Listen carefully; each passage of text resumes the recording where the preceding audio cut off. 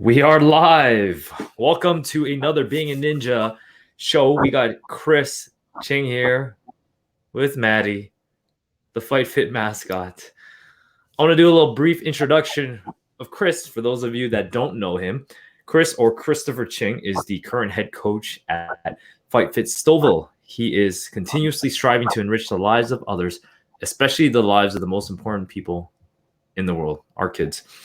Chris believes in being a student for life, and there are important lessons to learn everywhere. He believes that by keeping one's mind open and ready to accept all challenges, almost any goal is achievable, given enough time and dedication. Chris began his working career as a humble dishwasher, working his way up the ranks as a kitchen brigade while learning and honing new skills at Humber College during his time as a cook's apprentice.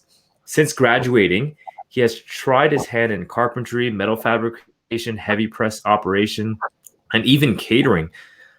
Chris does his best to embody the mindset and philosophy of a jack of all trades. This guy, if you met him, he is a jack of all trades. Chris was certified through our Fight Fit kickboxing program as a certified instructor. He's also practiced kendo, aikido, judo, kung fu, hoshin, jitsu, and parkour. By having this wide range of skills and experiences he gathers, he collects knowledge from everywhere, and everyone, all walks of life, are respected and cherished.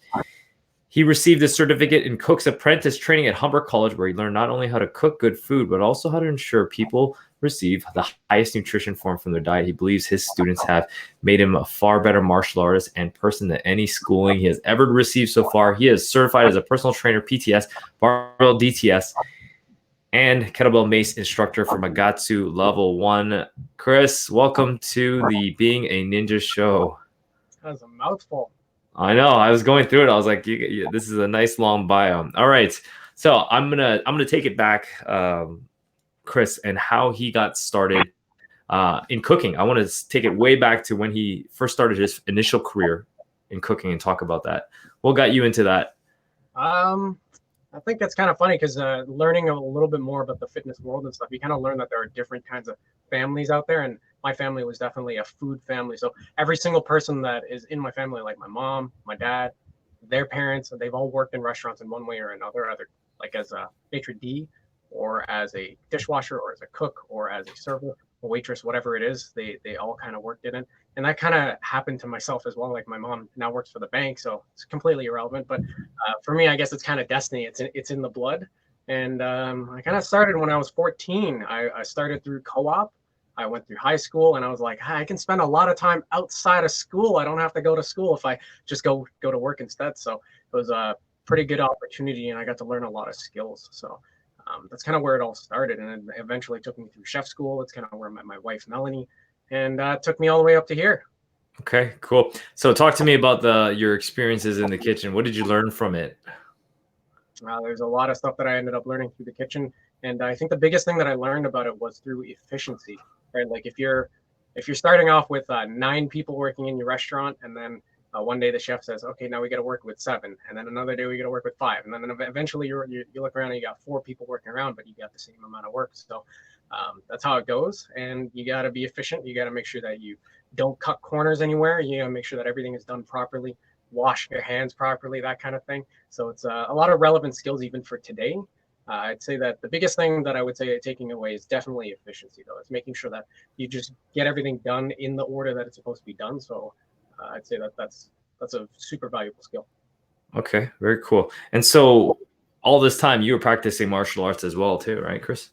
Yeah, so I've been doing martial arts on and off for a long time. I guess a short time compared to Coach Mark, if you got to see his interview. But for myself, in terms of I guess length of time, I've been doing it since 14, so that's when I first started back in high school, and I kind of got into some injuries and stuff like that, and then since I started getting busy going with work and stuff, kind of took a back seat. It always had a good interest into it, and I've always been a martial arts nerd, so watching a lot of films and paying attention and practicing 1 or 2 things here with my friends and stuff, but I didn't get to take it very seriously until university or college time.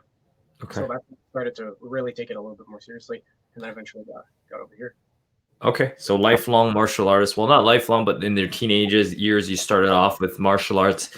Talk to me about this transition into the fitness world, into the Fight Fit world.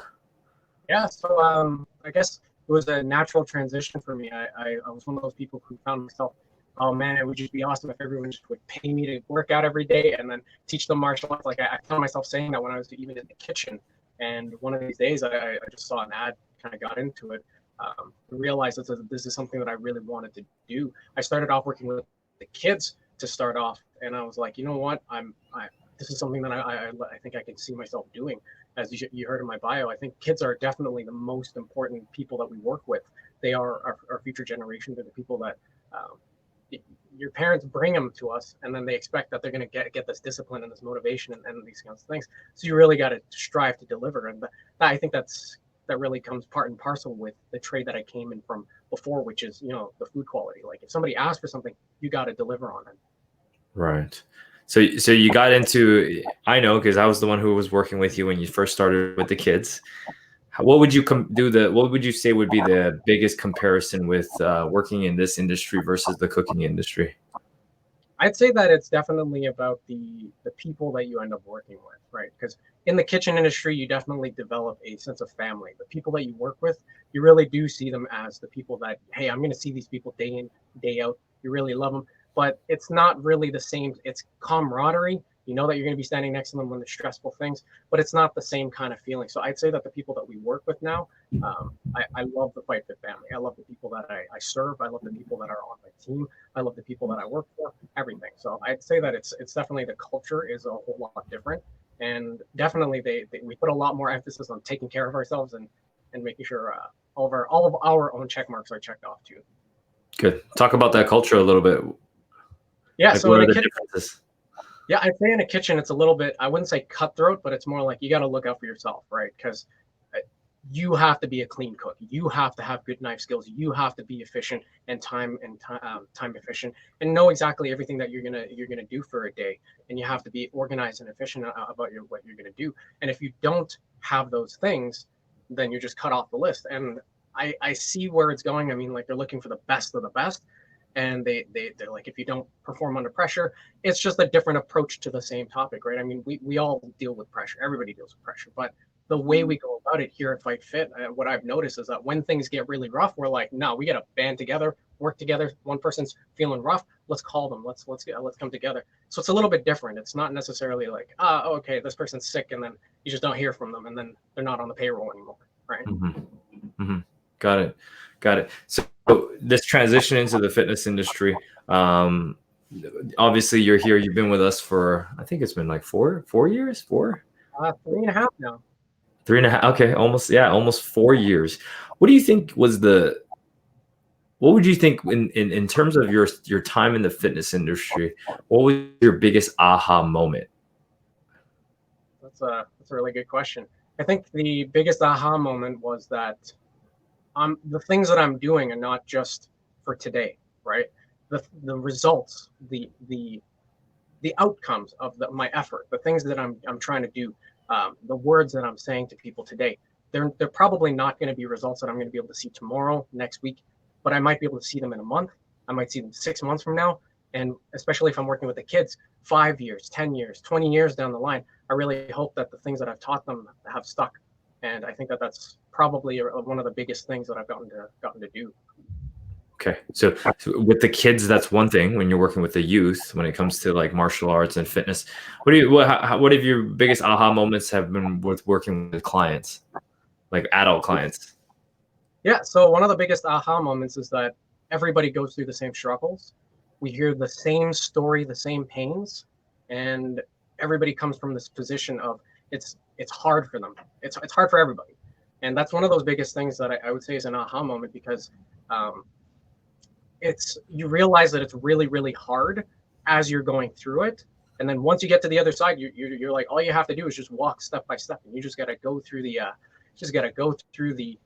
motions, and eventually you'll make it to the other side. But it's kind of like if you look up at the top of a mountain and you're like, I got to climb all of that with my bare hands and feet, and you're at the bottom of the cliff. So Yeah. it's so much easier to say like, no, you just got to do the thing. Once you're at the top of the mountain, you just climb one step at a time and you go for it.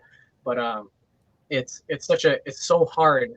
Or for that moment where I thought, where I truly became from a client to a coach, I was like, this is hard, to accepting that that's just the way it is. Now let's get a move on. Okay. Okay, cool. So like being in the industry now, having to shift completely from like the cooking industry or the fitness industry, what would you say your biggest like challenge has been doing that transition in the last few years? Definitely the transition from back of house to front of house. I'm used to the days of old where I could just put my head down, do the job, and get paid really well for it, right? I mean, that's what I got paid for as a cook.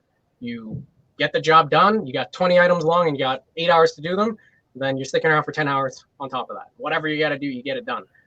Whereas for Fight Fit, I mean, you got to be the face. You got to take care of yourself. You can't just be a robot. You have to work with all the people as well. So I think that that's kind of the biggest change, is that it's not just about the work that you produce. It's also about the person who produces it. Mm-hmm. So there's almost an internal climb in yourself, having to change yourself. What type of changes have you felt yourself doing after being in the industry for this while? I definitely take a lot better care of myself. As a cook, I gotta say that spending your formative years as a teenager trying to learn how to, even properly take care of yourself, that kind of thing, and having infinite access to coffee first thing in the morning is probably not a good thing for you. So for myself, I drink a lot less coffee now. Not necessarily, I do drink coffee, but I drink a lot less of it. I drink a lot more water. I get a lot more sleep. I actually make the time to exercise and do that kind of thing. I haven't just put, no, I got to put my head down and put my 80 hours in for the week. Instead of, like I said, I think that's probably the biggest change. Okay. What do you think your biggest struggle was when it came to it? Was it your fitness or nutrition? I would definitely say it was my nutrition, right? So fitness wise, as you guys at the gym who've already met me, I kind of have like infinite energy. I want to move around all the time. So this has always been kind of one of those things that I want to do. I think nutrition has been super hard for me all the time because I am a lover of food. Okay. What have you done for yourself? So the things that I've really tried to do is to just pay attention, really just keep track of all the stuff that I'm doing. Having gone through the 6-week challenge really helped me pay attention. Like, this is what the proportions are. And especially having been a coach during that process, I get to see many more data points. I mean, if it was just myself, that's one thing, right? I can be biased about it and be like, maybe it works for me because I've had a history, whatever. But I mean, we've worked with so many people over time. I'm like, these are the facts. These are the things that you need to do. And if I'm not close to it, then I know. And there are clear guidelines for me, clear goalposts. Yeah, for those that don't know, the entire Fight Fit team actually goes through the challenge themselves to make sure that they do it at least once a year. I think it's been a few times now we've done it. So we've personally gone through it a few times. Now, as a as a coach, we have to have our own routines and our own fitness programs. What are you doing now to stay fit inside while in quarantine? Right now, I start to do a lot of push-ups and a lot of squats because I try to put, as I told some of my clients, like, every time you send an email, just get up and do like 20 squats. So I'm sending a lot of emails. I'm sending a lot of texts, doing a lot of push-ups.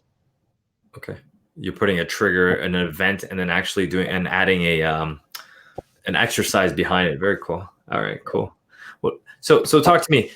Part of the Fight Fit team, we always are recommending books and such. So what are some of your reads at the moment, if you've got any right now? Some of the reads that I'm going through. Actually, there's a book that came with Precision Nutrition with one of the courses that I'm taking. I think it's called Change Makers.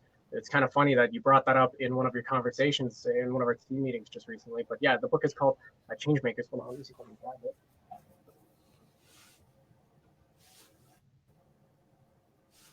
It's got this beautiful little cover, and it's by John Berardi. Yeah, John Berardi.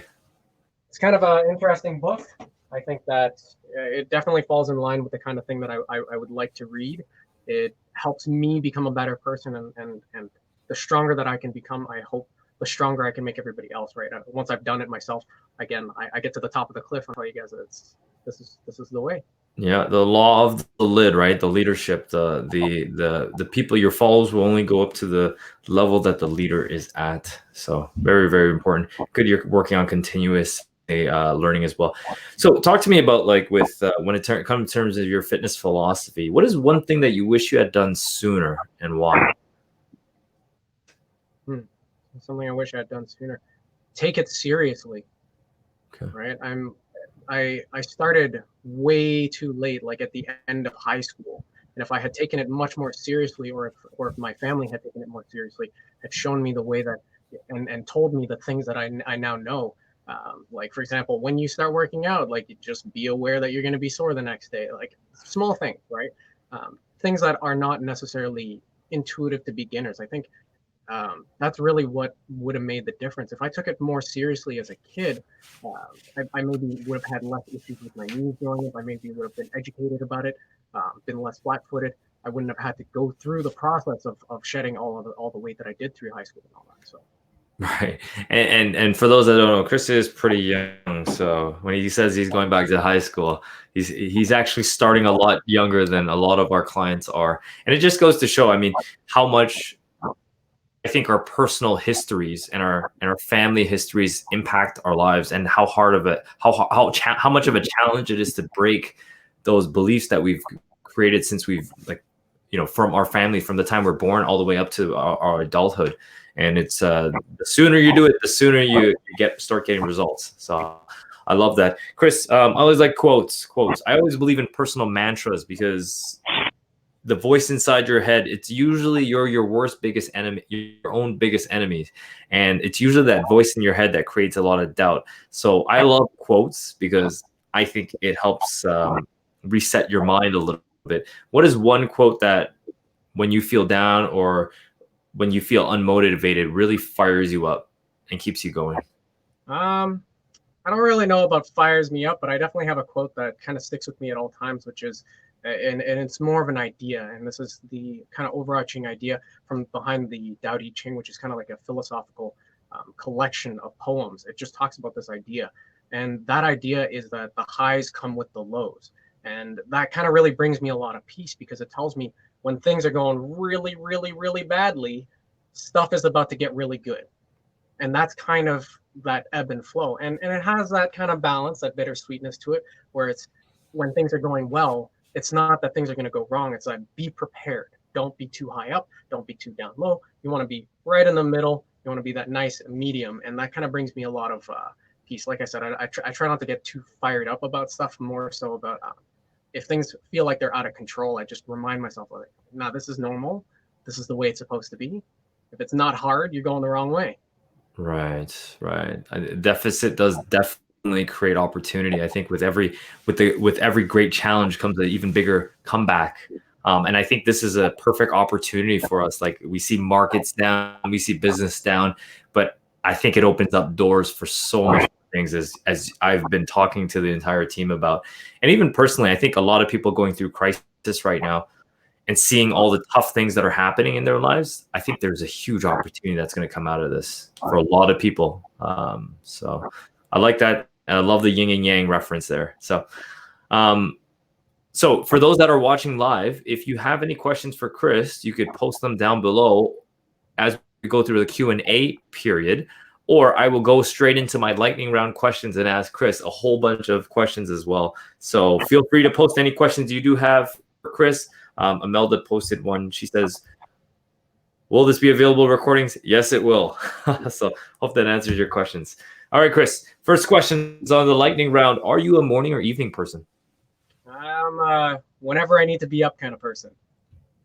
Okay, do whatever it takes, eh? All right, cool. So are you a fact or fiction reader? I am definitely a fact reader. Okay. Sorry, fiction or I said fiction, fiction or nonfiction. If it's for learning, which is like 99% of the time, it's going to be nonfiction. If I'm just super bored, sometimes fiction. All right, cool. Oh, here's a good one. Scott asks, how has getting a dog impacted your life? It's been the best thing ever. I mean, second to working at Fight Fit, it's got to be the best thing ever. For those of you guys who don't know, Matty, I let him out of the room because he was like, please let me out. I want to go see everybody else. But yeah, having a dog's awesome. I mean, like I said, I take a lot better care of myself now that I have to take care of a tiny little fur ball. So that's kind of cool. He's a real joy to bring to the gym. I hope everybody at the gym really loves our mascot as much as I do. Yeah, it's fun because you're walking down the street and these people are just looking down the road and they're looking, and then they spot him, and then they immediately have like the biggest smile on their face because they're like, that's adorable, right? And I love that. I love being able to just do that to people, and all I have to do is just be near the dog. Awesome. It's like having a kid. Awesome. We got another question from Abby here. What's your ultimate goals? Ultimate goals? That's a Not hard just question. your ultimate, not just an ultimate goal. It's ultimate goals. I wonder want if to the ultimate goals. That's a hard thing to say. I mean, one thing that I keep going back to is just being really good at martial arts, like to the point where it's kind of like Coach Mark. If you go anywhere near that guy, you're like, I don't know, thanks, I'm okay. I don't want to fight this person. That's like one of the goals.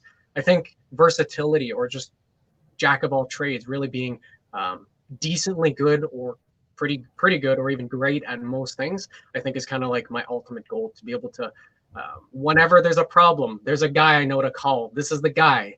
And then there's another problem, seems completely unrelated. You're like, no, it's the same guy. I'm going to call him too. That's kind of, I guess, the versatility. I'm telling you, Chris, you surprised me so many times when you were like, oh, I can do this. Oh, I could do that. I'm like, what? I was like, oh, you could put up that TV, you can mount it. All right, you got it. So definitely a jack of all trades. Thanks for that question, Abby. I got a question. What's the toughest thing about your job right now? Toughest thing about my job, being at home, not being able to spend time with my clients, and being at the gym and yell at you guys in person. Good one. Here's another question. What's your proudest accomplishment so far with your position? That is a hard question. Proudest accomplishment. I don't know. There's been so many, because we work, like I said, we hear these uplifting stories with all these clients. I don't know if there's a single accomplishment. It's kind of like an amalgamation of all the people that we've helped over time. I think that it's the ongoingness, right, of working with so many people. I think that's really the thing that I'm most proud of, that we've been able to consistently help people over such a long period of time. That's right. So it's not just it's a lot of times they see the transformation, or they see the people changing their lives or whatnot. They think it's just like that one-off thing. That's just the beginning. The hard thing is being consistent over and over and over again. I think, it goes back to this analogy of like, look, the highest performer. Take for example, somebody like LeBron James, or you take tennis examples, Roger Federer, or people that have stayed at the top for a really long time. It's a really hard thing to do, to be consistently good. So it's an important point that you bring up. Here's a question from Kristen. Kristen asks, what is one thing you hope to accomplish in the future? I really want to have my own farm, or I don't even know if I want to call it a farm, but one thing that I'm really big on is food, in case you couldn't pick that up based on my chef conversation. But food is a really big thing to me. And what I've noticed is that if you can't get your hands on the highest quality of ingredients, you're not going to be able to make the highest quality food. So I figure if I just cut everybody else out and just make it and grow it myself, I can control every aspect of that. So that's a big thing. And I want to use it as a teaching platform. I want to show and prove that it's not crazy. You can do small things. You can have a small garden at home. You can have a windowsill ledge and just grow microgreens, whatever it is. I want to use it as my own school kind of thing. Okay, very cool. Great question. Thanks, Kristen. Here's another one.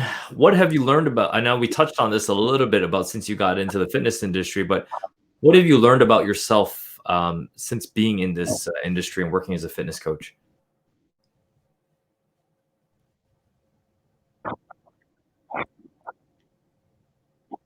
Chris, you hear that? Yeah. I have learned that I have a desire to help everybody.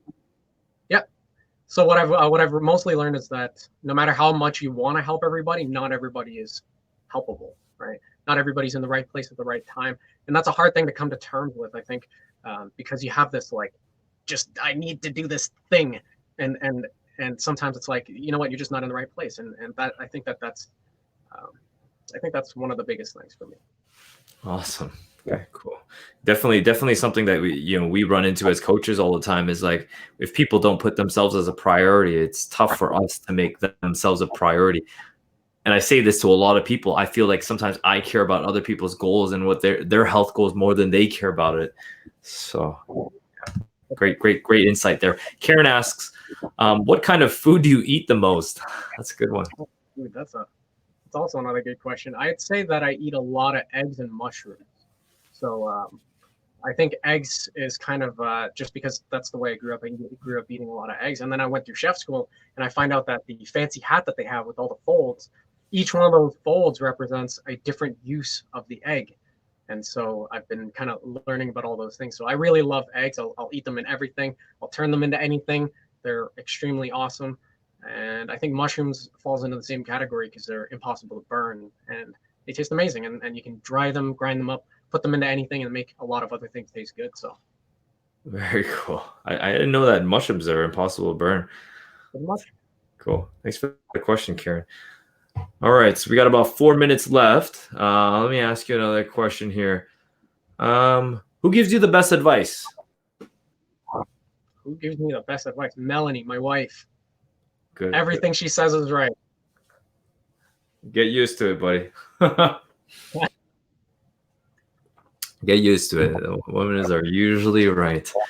All right, guys, we got about 3 minutes left. I'm going to finish it off with my last question. I always love this one because being a Kung Fu action movie guy that I am, I grew up with it, and I feel like everybody's story is a montage of training to overcome some type of enemy, whether it's a mental enemy, real or thought up. What is your favorite martial arts or action movie or Kung Fu? It doesn't have something with has to do with somebody, a hero, having to train in order to overcome something. What is it and why? Does it have to be a movie or can it be a series? Sure, it could be a series too. Story.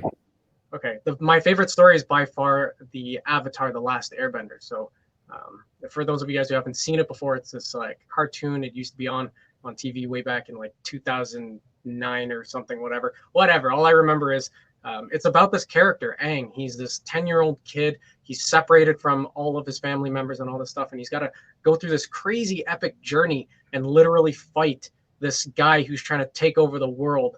He's got this huge army behind him and all this stuff. And he's destined for change and all this kind of stuff. And along the way, there's this character named Zuko. And he's got this crazy backstory about how he's come from all this, and he feels that he's supposed to be this high up prince and he's supposed to be all of this, and everyone else is telling him about what his destiny is and all that. And eventually he grows and he learns that it's not about what other people are telling. It's you got to find it for yourself. And I'd say that that's definitely my favorite character arc of all time. Okay. Avatar: The Last Airbender. You guys got to watch it. Avatar: The Last Airbender. We'll put it on the list of things to watch.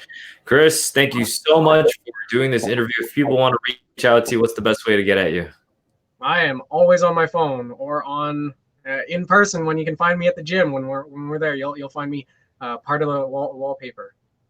Yeah, he definitely is. I got to put up a bed for you in one of the units there for you after this. All right, Chris, thank you so much for being on the Being a Ninja show. You truly are a ninja. And thank you for sharing your secrets on health, wealth, and being kick-ass. All right, guys, thanks for watching. Take care.